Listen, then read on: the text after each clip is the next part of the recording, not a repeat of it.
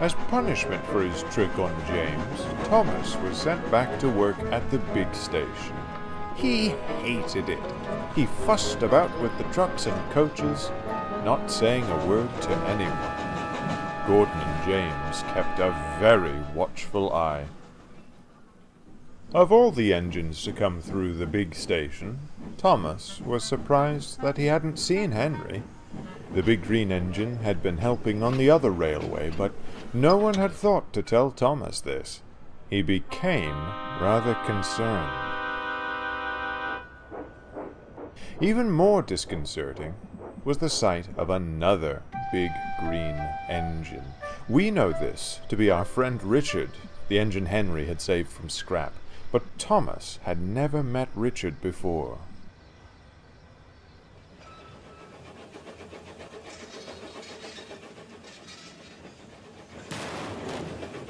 "Where's Henry?" he finally asked one day. "And who is that?" The trucks, who were tired of Thomas bumping them, saw a chance for mischief. "We haven't seen Henry for ages," one said. "Do you know what I think?" "What?" asked Thomas hastily.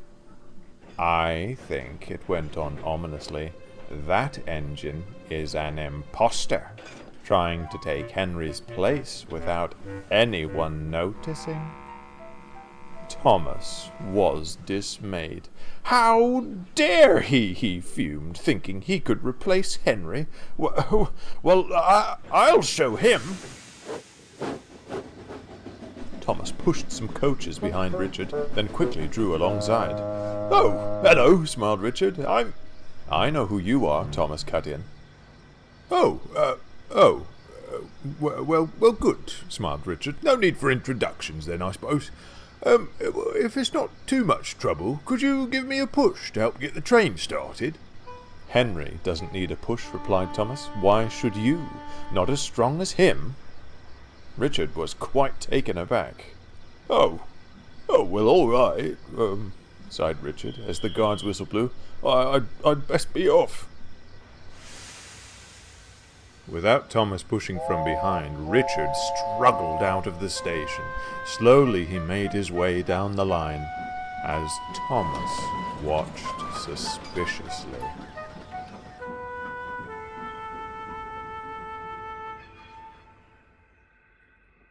"I don't understand it," Richard sighed in the shed that night. "I've never seen him before, yet he acts as if I've wronged him somehow." "My dear Richard," sympathized Gordon, "don't waste your time and energy on little Thomas. He causes far too much trouble for his own good." "No wonder the Vat Controller shot him away on that little branch line," agreed James. "His attitude sometimes, it's disgraceful," began Gordon. "Disgusting," added James. Deplorable?" asked Richard, not entirely certain of the word's meaning.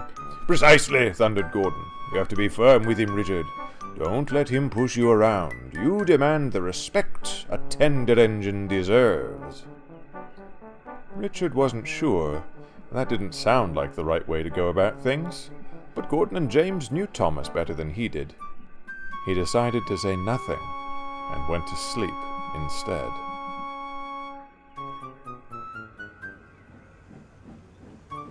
Next morning, Richard arrived at the station where Thomas was waiting. "Oh, so it's you," he sniffed. "Back to try and fill some wheels too big for you?" Richard frowned. Now listen, you," he trembled. I won't stand for your cheek. Left's all right." "I beg your pardon?" "You don't push me around," Richard rumbled with an uncharacteristic frown. "I push you around. Now, would you mind pushing my trucks around, and then behind me?" Thomas was speechless. He fussed off to fetch the trucks. Richard felt awful. Gordon and James's words didn't feel right coming from him. He wanted to take it all back, but he didn't know where to start. Meanwhile, Thomas was lost in thought.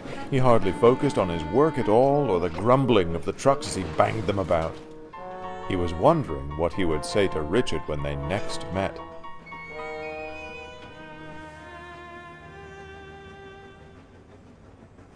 From the platform, Richard heard a pair of whistles. Donald and Douglas were heading up the line with a long, heavy goods train. Then something else caught Richard's eye. Thomas was pushing a line of trucks towards the junction. "Oh, stop!" cried Richard, blowing his whistle furiously. Thomas snapped out of his trance at once and braked with all of his might. "Stop, stop!" he groaned. With a frightening screech, the trucks came to a halt just before the main line. Donald and Douglas thundered past, blowing angry whistles at Thomas. The poor tank engine was out of breath and speechless. Richard came over at once. "Are you all right there?" "I think so," panted Thomas. "I'd have been in a sorry state if it weren't for you. And after I'd been so horrid." "Well, it's me who's been horrid. I should have never listened to Gordon and James. I'm sure Henry would have told me otherwise if he weren't away." "You mean you're not here to replace Henry?" "Oh, goodness, no. Oh, Henry saved me. I wouldn't dream of replacing him." "Phew. Oh, what a relief. I think we need a proper introduction. I'm Thomas." "Pleasure to meet... meet you, Thomas. I'm Richard." "You know," said Thomas, "I think you and I should come up with a way to teach Gordon and James a lesson." "Ooh," chuckled Richard, "I like the sound of that." With very cheeky smiles, the engines went back to work. Whenever Gordon and James would see them together, they would be whispering and laughing. They did come up with a great plan indeed, but that's another story.